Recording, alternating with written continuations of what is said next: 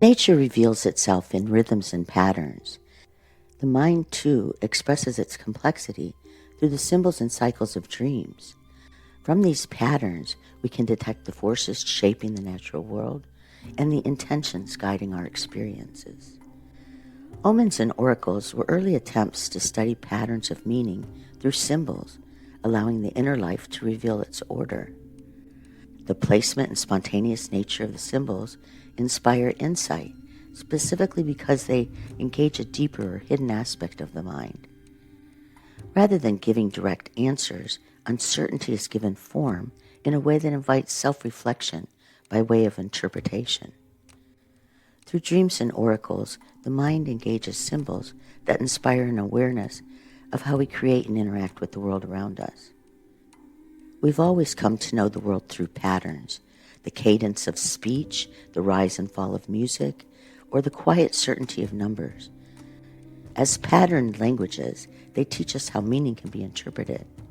Words make our inner world audible, replacing sensation with symbols. Over time, the symbols become so familiar, we forget they are substitutions rather than the thing in itself. Music is a patterned language that organizes sound into structured vibration.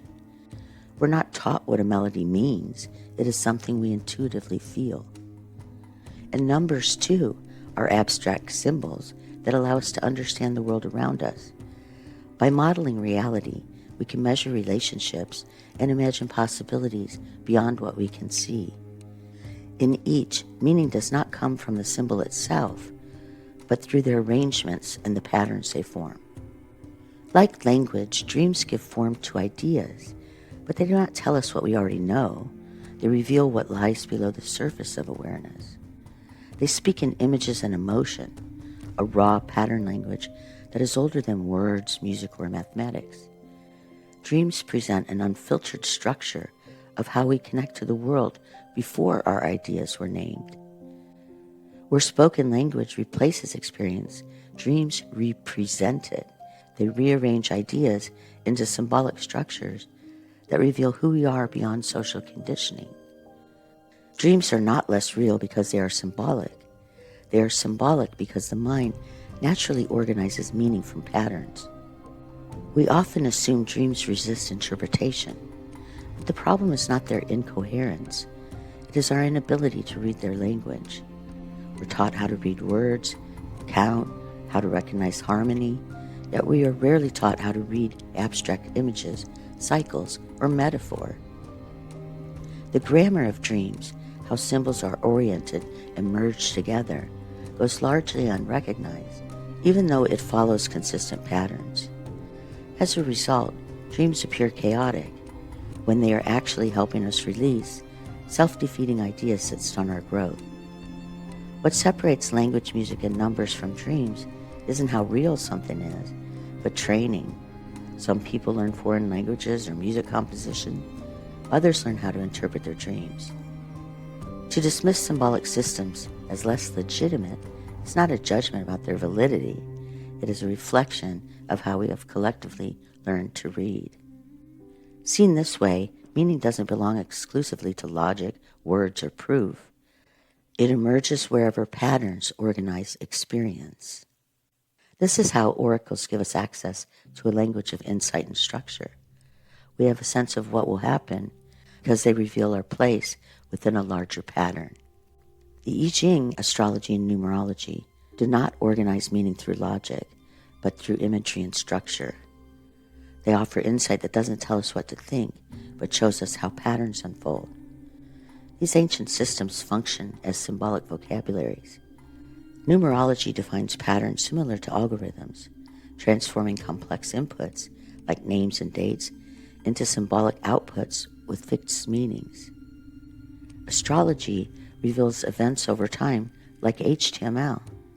Planets and signs act as symbolic tags embedded beneath the surface of everyday experience. The I Ching actually inspired binary code. Open and closed lines encode transformation, showing outcomes that reveal pathways and obstacles. Like dreams, oracles allow us to read the syntax of the unconscious, which is constantly arranging itself into symbolic form in an effort to be understood. Similar to mathematics or music, oracles provide a structured way to interpret the intangible. A dream of an unfamiliar room in a childhood home can symbolize potentials beyond early conditioning. The same thing can appear in oracle readings. In astrology, Saturn represents structure, responsibility, and authority. A Saturn transit can symbolize a period of confronting structure and redefining one's sense of responsibility. By learning the language of astrology, we can understand why life has suddenly become chaotic and open to the necessary change. Dreams of natural disasters reveal how old foundations must give way, so we can align with the person we are becoming. In numerology, moving from a personal year 9 to a year 1 can symbolize the emergence of identity beyond established patterns, as one cycle completes and another begins.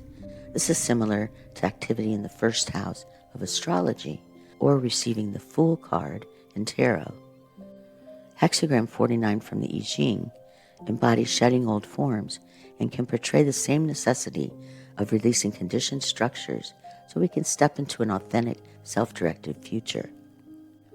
Symbols from dreams and oracles communicate a different kind of insight, one that invites reflection rather than instruction. It is uncanny how the message from a dream will also appear in an oracle reading. This is the purpose of the oracles on our website. If you don't remember your dreams, you can still explore opportunities for growth and insight.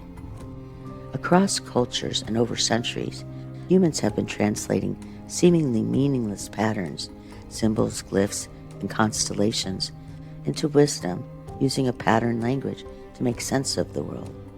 What you might dismiss as mystical or metaphysical may simply be an ancient alphabet of symbols you haven't yet learned to read.